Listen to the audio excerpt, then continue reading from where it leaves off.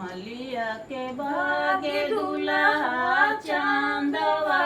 सूरज रे अरे ताही तर कवन दुल्हा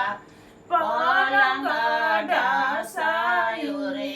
अरे ताही तर कवन सुभावा फुलावा लोढ़े जाली रे बहिया लपाई दुल्हा जांगे बैठायो रे अरे तोहरा नाही हरवा सुभावा छुड़िया मोरे हेराइले अरे तोहरा नाही हरवा सुभावा छुड़िया मोरे हेराइले कथी के रे छुड़िया दुल्हा कथी लगल बेटा हो अरे काथी के फूदे नवा दुल्हा लगल लाखारा हो सोने के रछुड़िया सुभावा रूप लगल बेटा हो